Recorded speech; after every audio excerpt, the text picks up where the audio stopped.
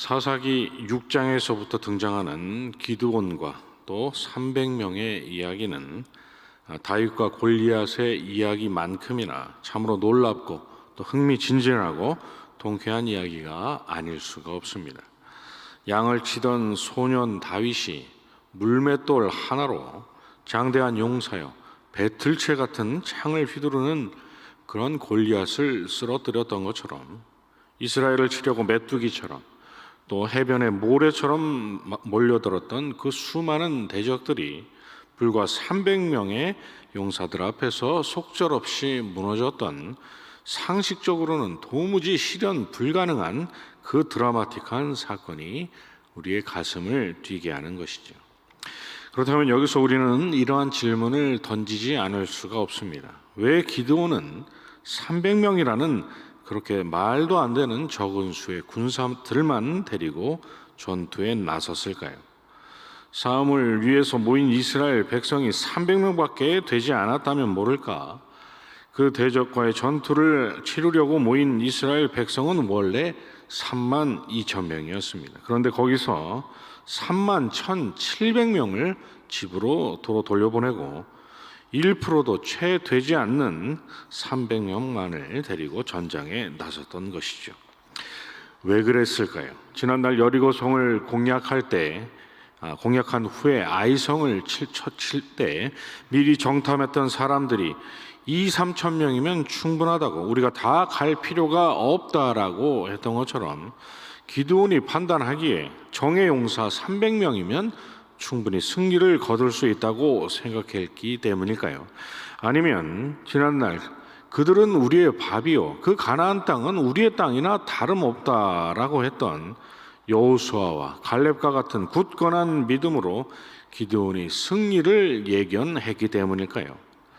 그러나 둘 다 아닌 것으로 보입니다. 왜냐하면 사사기 6장에서 말씀하고 있는 것처럼 기드온은 사람에게 보이지 않으려고 밀을 포도주 틀에서 타작했던 사람이요, 또 하나님께서 바알의 제단을 헐고 아세라 상을 찍으라고 하시자 사람들이 두려워서 낮이 아닌 밤에 그 일을 했던, 그야말로 겁 많고 소심하고 유약하기 그지없는 사람이었기 때문입니다. 그리고 하나님으로부터 친히 함께 하시겠다는 분명한 약속을 받았음에도 불구하고 그는 하나님께 땅은 말라 있고 양털만 젖는 걸 내게 보여달라고, 그리고 땅은 젖어 있는데 양털만 말라 있는 것을 또 보여달라고 했던 온전치 못한 믿음의 소유자였기 때문입니다. 더욱이 오늘 본문이 기록된 사사기 7장 9절 이하에서 하나님은 300명과 함께 있던 기드온에게 골짜기 아래 진을 치고 있던 대적들의 진영으로 내려가라고 하시며, 만일 내가 내려가기를 두려워하거든 내 부하와 함께 그 진영으로 내려가서라고 말하신 점을 보면 300명을 데리고 전투를 앞뒀던 그 기드온은 여전히 두려움에 휩싸여 있었다는 것을 우리가 알 수 있습니다. 양털이 젖고 또 양털만 마르는 표적을 보았음에도 불구하고 기드온의 믿음은 연약한 상태, 불완전한 상태 그대로였던 것이죠.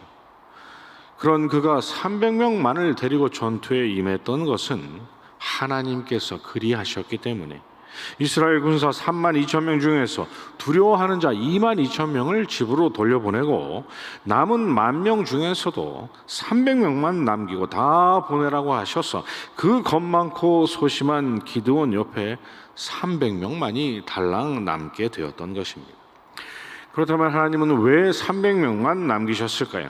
두려움에 사로잡혀서 전투에 전혀 도움이 되지 않을 것 같은 2만 2천 명을 돌려보내신 일은 그렇다 치고 왜 남은 1만 명 중에서 300명만 남기시고 나머지 9,700명도 돌려보내셨냐는 것이죠. 두려워서 집에 갔던 그 2만 2천 명과 달리 그 1만 명은 남아서 용감히 전투에 임할 준비가 되어 있었던 사람이었는데도 말입니다. 그래서 우리는 흔히 그들 중 300명은 손으로 움켜 물을 먹었기 때문에, 그리고 나머지 9,700명은 무릎을 꿇고 짐승처럼 시냇물을 마셨기 때문이라고 생각합니다. 손을 움켜 물을 마셨다는 것은 경계심을 늦추지 않은 상태로 싸울 준비가 되어 있었다는 것을 의미하고, 또 무릎을 꿇고 물을 마셨다는 것은 그런 자세가 되어 있지 않은 사람이라는 것을 의미한다고, 그래서 하나님이 그 300명을 택하셨다고 생각하는 것이죠. 그렇다면 이런 질문을 한번 던져보겠습니다.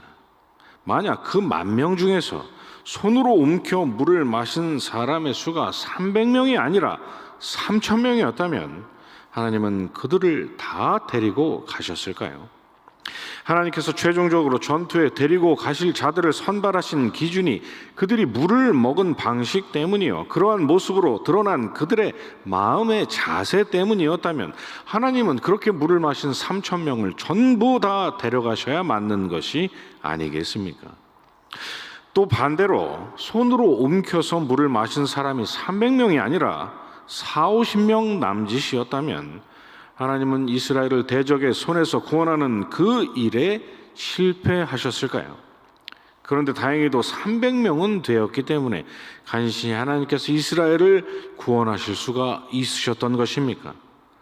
그리고 또 그런 훌륭한 마음의 자세를 가진 사람이 어떻게 10,000명 중에서 299명도 아니고 301명도 아니고 어떻게 자로 잰 듯이 정확하게 300명이었을까? 여러분은 의아하지 않으십니까? 그러나 답은 매우 간단합니다.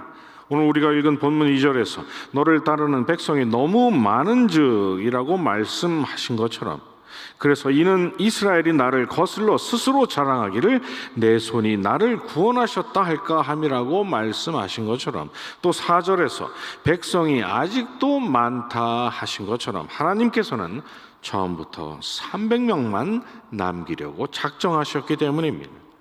내가 나가서 적군과 싸우려 할 때 말과 병거와 백성이 너보다 많음을 볼지라도 그들을 두려워하지 말라는 신명기 20장 1절의 말씀처럼, 또 여호와의 구원하심이 칼과 창에 있지 아니함을 이 무리에게 알게 하리라. 전쟁은 여호와께 속한 것인즉 그가 너희를 우리 손에 넘기시리라고 했던 사무엘상 17장 47절에서의 다윗의 외침처럼, 그리고 그러나 내가 유다 족속을 긍휼히 여겨 그들의 하나님 여호와로 구원하겠고 활과 칼이나 전쟁이나 말과 마병으로도 구원하지 아니하리라 하신 호세아 1장 7절의 말씀처럼, 하나님은 300명을 남기신 그 일을 통해서 대적들과 또 이스라엘 백성들 앞에서 구원은 창이나 칼, 사람의 수나 병거의 수가 아니라 온전히 하나님께 달려 있다라는 사실을 보여주려 하셨던 것입니다.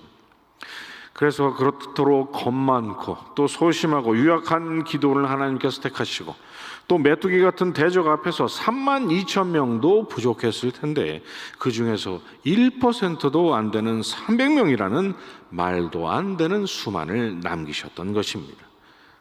왜냐하면 승리를 얻은 후 그 누구도 하나님 앞에서 우리의 손이 우리 자신을 구원했다고 말하지 못하도록 말입니다. 300이라는 숫자는 승리를 위해서 필요했던 최소한의 조건이 아니라 세상 가운데서 하나님의 존귀하신 이름의 영광을 높이기 위한 장치였던 것이죠. 그들 300명이 손으로 움켜 물을 마셨기 때문에 하나님께서 그들을 택하신 것이 아니라 300명을 통해서 영광을 받으시기로 하나님께서 원하시고 작정하셨기 때문에 그들 300명이 그렇게 물을 마셨다고 말해야 맞는 것입니다. 왜냐하면 물을 어떻게 마시느냐는 기드온으로 하여금 300명만을 구별해서 남길 수 있도록 세워진 기준에 불과했기 때문입니다. 만약 거꾸로 무릎을 꿇고 물을 마신 사람이 300명이었다면 하나님은 그들을 데려가셨을 것입니다. 왜냐하면 하나님께 필요했던 것은 손으로 물을 마시는 사람이 아니라 이스라엘로 하여금 자랑하지 못하도록 하시기 위한 숫자 300이었기 때문입니다. 여러분 생각해 보시기 바랍니다. 사람이 어떤 마음의 자세를 가졌는지가 하나님의 구원의 역사의 성패를 좌우하는 것입니까? 천사 하나를 보내셔서 대적 18만 5천 명을 하루아침에 송장으로 만드셨던 우리 하나님께 사람이 물을 어떻게 마시는지가 무슨 의미가 있다라는 말입니까? 더욱이 우리가 읽은 본문의 말씀처럼 하나님의 초점은 철저하게 처음부터 줄곧 하나님의 영광을 사람의 영광으로 바꿔치기 하려는 육신의 본성을 잠잠케 하시는 데 있으셨는데 말입니다. 더더군다나 남겨진 그 300명이 사실 그 전투에서 무슨 대단한 일을 한 것도 아닙니다. 성경을 자세히 읽어보시기 바랍니다. 지난날 이스라엘이 여리고성을 7일 동안 돌면서 마지막 날에 소리를 질렀던 것밖에는 없었던 것처럼 기드온과 그 300명이 했던 일이란 나팔을 불면서 진영에 뛰어들어가서 횃불이 감춰진 항아리를 던져 부수면서 여호와와 기드온의 칼이라고 소리친 것밖에는 없습니다. 그런 일로 전쟁에서 이길 수 있다면 세상에 이기지 못할 전쟁이 어디 있겠습니까? 그래서 성경이 그 300명을 가리켜서 그저 300이라고만 말씀하고 있지 그들에게 용사라는 수식어를 붙이지 않고 있는 것이죠. 왜 그렇습니까? 본문 이하 22절에서 300명이 나팔을 불 때 여호와께서 그 온 진영에서 친구끼리 칼로 치게 하심으로 라고 말씀하고 있는 것처럼 전장에 친히 등장하셔서 대적의 진영을 휘저으셨던 분은 바로 하나님이셨기 때문입니다. 용사라는 칭호를 붙이고 싶다면 그들이 아니라 하나님께 붙여야 합당한 것이죠. 그런데 우리가 기드온 하면 300용사가 먼저 떠오르고 또 그 기드온과 300명이 어떤 훌륭한 준비가 되어 있었기 때문에 하나님께서 그들을 택하셨다고 우리가 생각한다면 이는 300명만을 남기려 하신 하나님의 뜻과는 아주 정반대로 성경을 읽는 셈이 되는 것입니다. 그들을 영광의 도구로 쓰셨던 하나님이 아니라 마치 그들 300명이 이스라엘을 구원해내기라도 한 것처럼 말이죠. 그러니 여러분, 성경을 읽으시되 심청전이나 흥부전이나 신데렐라 이야기처럼 인간의 행위와 공로가 먼저요 그 뒤에 따라오는 복을 말하고 있는 세상의 논리로 읽지 않도록 주의하시기 바랍니다. 왜냐하면 성경은 기드온과 그 300명의 이야기뿐만 아니라 끊임없이 하나님의 계획과 작정하심과 주권적으로 베푸시는 은혜가 먼저라고, 땅 위에 우리의 삶에 나타날 수 있는 모든 선한 열매는 작정하신 계획과 뜻을 이루시는 하나님의 섭리의 결과라고, 그러한 하나님의 주권적인 은혜의 섭리 없이 우리는 스스로 그 어떠한 열매도 맺을 수 없다고 말씀하고 있기 때문입니다.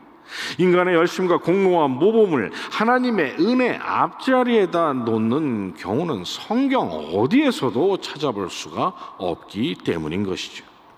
물론 하나님은 겸비한 자를 들어 쓰시는 분이십니다. 그러나 인생이란 본질적으로 어머니 태에서부터 교만한 자로 존재하기 시작한다는 그러한 점을 감안하면 인생이 보여줄 수 있는 그 겸비함 역시도 인생들을 낮추시는 하나님의 섭리의 결과인 것입니다. 마태복음 8장에서 열병을 앓고 있던 베드로의 장모가 주님께서 낫게 해주신 후에야 그제서야 비로소 일어나 주님께 수종들 수 있었던 것처럼 저와 여러분의 삶에 하나님을 향한 헌신과 열심과 열정과 드림이 있다면 이는 전적으로 예수 그리스도 안에서 베풀어 주신 하나님의 은혜의 결과라는 것이죠. 바로 이것이 성경을 보면서 그리고 이 땅에서의 우리의 매일의 삶 가운데서 우리가 잠깐이라도 절대 잊지 말아야 할 진리라고 오늘 본문을 통해서 하나님께서 또 한 번 우리의 귀에 말씀하고 계시는 음성인 것입니다. 하나님께서 허락하신 오늘 하루도 이 분명한 진리 절대로 잊지 마시고 오직 모든 영광을 온전히 하나님께 돌리시는 저와 여러분으로 살아가시기를 주님의 이름으로 축원합니다. 주님 가르쳐 주신 기도로 새벽 예배 마치고 계속 기도하도록 하겠습니다. 하늘에 계신 우리 아버지여, 이름이 거룩히 여김을 받으시오며 나라의 임하옵시며 뜻이 하늘에서 이루어진 것 같이 땅에서도 이루어지이다. 오늘날 우리에게 일용할 양식을 주옵시고 우리가 우리에게 죄 지은 자를 사하여 준 것 같이 우리 죄를 사하여 주옵시고 우리를 시험에 들게 하지 마옵시고 다만 악에서 구하옵소서. 대개 나라와 권세와 영광이 아버지께 영원히 있사옵나이다. 아멘.